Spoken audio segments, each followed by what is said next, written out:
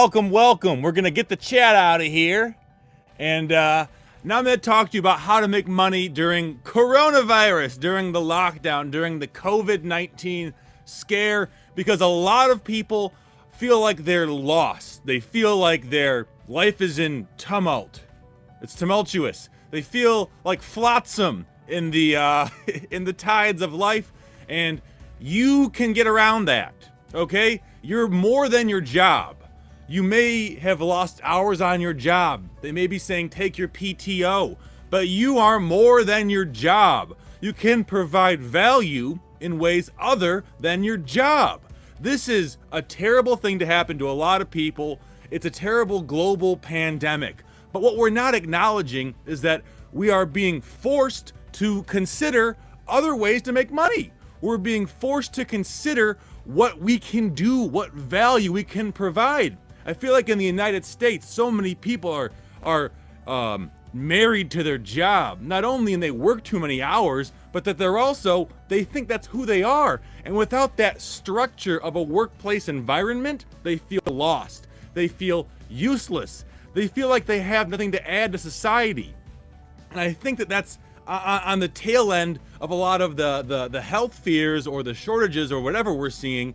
That's kind of what's driving it all. And so I just want you to really, if you're watching this, just please acknowledge that you are more than your job, and you as a person, you're in your totality, have so much value to provide. And in a time like this, that value is needed more than ever. And we're gonna go over a few different things, and none of these things are gonna be reselling health-related products. I wanna get that said off of the bat.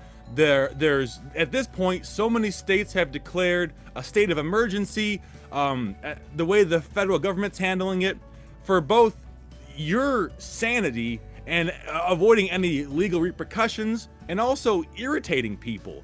The consumers have spoken. They don't want people to sell these things on Amazon. So listen to that and just let that happen as it is. There are still a lot of products that are not related at all to coronavirus that people want and you can sell. There are still a lot of services you can provide related to coronavirus that you can make money on, and there are still things you can create. And that really is the big thing we're gonna hit on, is that everyone is a captive audience right now. Okay? We're all at home. I mean, I'm at my warehouse, but people are not going around. They're not taking big trips. If you wanna pitch an idea to the internet, now is the best time. And so the first thing we're gonna talk about is, let's think outside of the box, right? So the box would be, I go to work, I make this money, I trade my time for money, whatever it is. How can you go outside of that paradigm? Well, we have to ask ourselves, what are jobs doing? For employees, they're giving you money. But for consumers, they are fulfilling a need. They're fulfilling a service. They're satisfying a need. And the amount of needs out there, as opposed to the needs that existed 2 weeks ago or 2 months ago, are drastically different. Drastically different in every way, because of not only people have to stay at home with their kids more, people are scared to go into grocery stores. There is state governments, federal governments saying, hey, excuse me, don't go out. They're saying don't go out and do these things. And so there's this general fear going around. And the best way to remove fear from a society or from people is to calm down the number of people out there. You know, if you have 10 people panicking, that's not so good.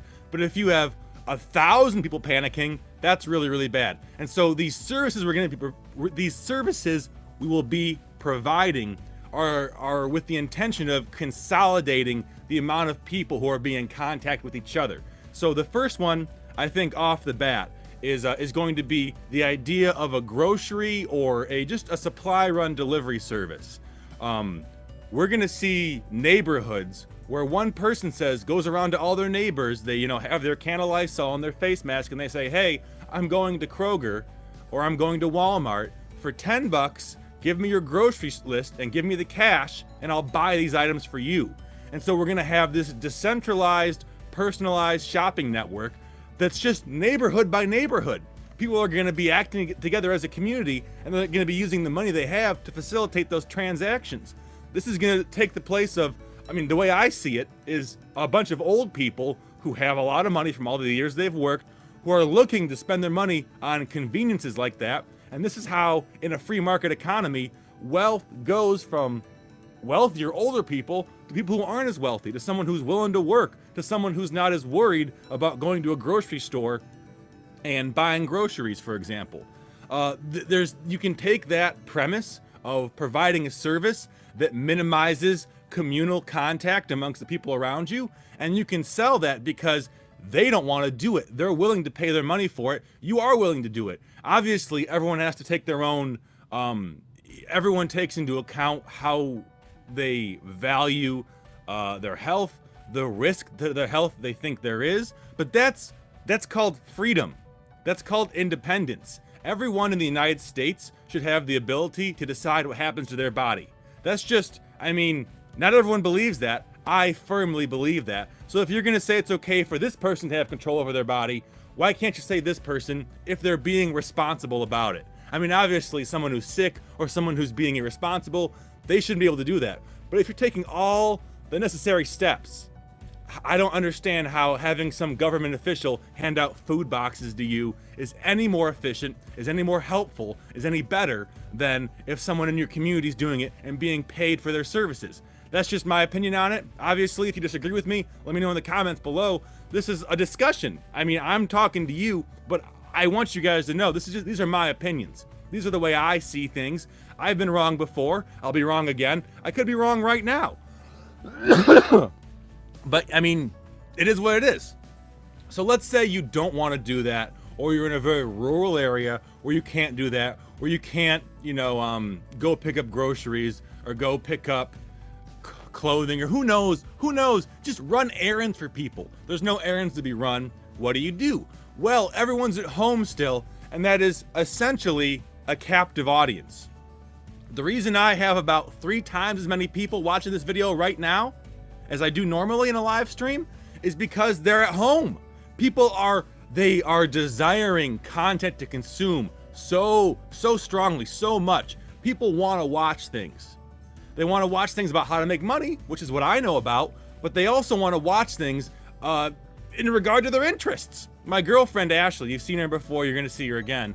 This weekend, we're setting up her yoga studio downstairs in our basement so she can film her yoga classes. We can put them on YouTube, because normally what she was doing with that time is teaching classes. Those classes got canceled. Is she just saying, oh, I have no value, oh, I'm helpless, oh, I can't do anything because my job is gone? No, absolutely not. Absolutely not. What she's saying is, I have these skills. I know how to teach yoga. I can do a concise class. I can make it entertaining. I can make them listen to it. Let's take that and allow access to everyone on the internet. No longer is she just teaching to these 15 people. She teaches yoga for grad students and people in recovery. So people who are high stress environments who need this help. She's doing that. The barrier to entry to go to a yoga class and to watch one on YouTube, they're miles apart. And so not only is she allowing more people to see her stuff, she's going to get paid better for it, per CPM, I guess. And she's also going to allow access to a lot of people out there who otherwise wouldn't, because 1, they're in a city where everyone's quarantined. 2, the money isn't there. 3, maybe they're depressed and can't get out of their house. There's just so many, in times of a crisis like this, when you look for the positive thing that's happening and the way that you can make your life better through all of this chaos around you, it's going to be such a satisfying event to come to an understanding you're going to have for yourself, because you're helping people who need it and you're making money. Those are 2 of the most satisfying things I can think of. Obviously, helping people doesn't pay the bills, and only making money will leave you empty and depressed. But when you combine them together, when you balance your life in that way, in my opinion, that is the most satisfying way to live. Also, so if you are selling these things, sorry, I got kind of caught up in my own personal speech there for a minute. I do have a script. If you are selling things, my recommendation is no FBA. We don't know how what the future holds for these fulfillment centers, but what we do know is fulfillment centers are centralized hubs where tens of thousands of people's things they touched and thousands of people all go and interact. So I would not be surprised if in the future these fulfillment centers are running at either closed down or running at a smaller capacity, less than they normally would, which is gonna hurt your Prime sales. It's gonna make people favor eBay and merchant fulfilled more. And so me, the guy who's been saying for years and years and years, oh, I'm only FBA, I only do FBA, blah, blah, blah, blah, blah. Now I'm doing merchant fulfilled because that instills more confidence in the customer. Because at the end of the day, that's what we're doing. We're trying to calm people down and give them the stuff they want. I mean, this goes into the whole, this is why, again, I say stay away from pharmaceutical products, from supplements, from anything even remotely corona related. Not because I think it's inherently wrong to sell those products, because I don't. I believe in a free market, I believe in private property, but because just of the consequences it'll occur in ignorant people. People who don't understand what's happening. They might see a high price, they might panic buy. There's just a lot of things that they're just ignorant people, and you have to, unfortunately, if you want to help ignorant people, you have to be prepared to deal with ignorance, and that inevitably is going to cause you personal harm in some way or another. But I think that's the mindset we have to take this when we approach this. We have to say, okay, let's simple that doesn't make people angry, but still, doesn't send our economy to a halt. People still want to buy things, and those things are not going to be where they want them. And people don't want to go to stores. It's just, I don't want to repeat myself over and over again. But if you guys watching this are resellers, you know what I'm getting at. Yeah, that was number 7. Stay away from anything corona related. It's not worth it. The media and lawmakers are trying to assign blame. It's just a bad place to be. There's just too many reasons. The way that I'm going about this is if I'm at a store and I'm looking at things, or I'm not even at stores. If I'm trying to do like online arbitrage, I ask myself, is there any reason I shouldn't sell this? Any reason at all I shouldn't sell this? Is it gonna make someone mad? Is it gonna cause a panic? Is it gonna make some lawmaker screenshot my listing and say Blake's a bad person? I don't want to deal with that shit. I don't want to have to defend myself to people, so I'm just staying away from them completely. And I recommend you do too, until, because what's gonna happen now is as access to this shit is limited, consumers and lawmakers are going to go, well, wait a minute, maybe resellers aren't that bad people. Maybe they were fulfilling needs in the community. But until that happens, I'm saying stay away from medicine.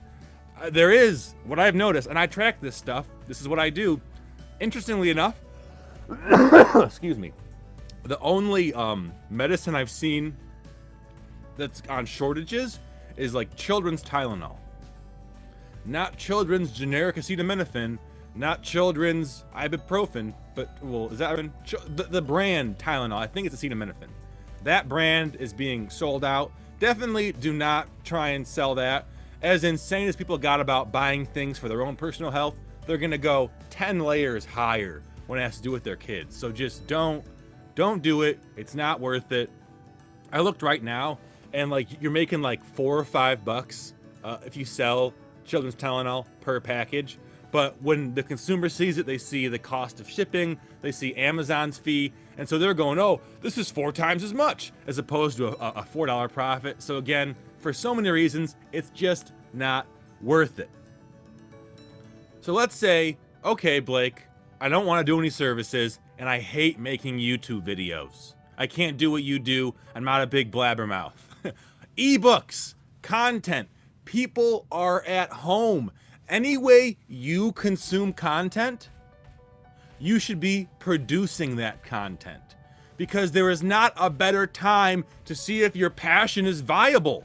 There just isn't. You're never going to have a more captive audience unless things get worse, and maybe in 5 years, we're going to have an Ebola epidemic and then we're all going to die. But for the time being, you have a captive audience. you know what I'm saying. I'm being facetious. They're not captive. You have an audience who is inclined to stay home and watch videos and read books and listen to the radio, listen to podcasts. Maybe you love old sneakers. Maybe you love Frank Crumb comics. Maybe you love Wii games. Maybe you love vanity license plates. Now is the time to make your YouTube channel. You're at home, you're taking PTO. Use this time to figure out, what do I love? How can I turn that into viable income? Maybe not a full-time job, but enough money where you're prepared for the next time something like this happens. The takeaways that there are some takeaways. That's my final point in this video. What do we take away from coronavirus, from this event that happened? And I'm not talking about wash your hands more, because we should all wash our hands more. I'm just speaking to myself. I should wash my hands more, and I am. I've been much more aware of my personal hygiene.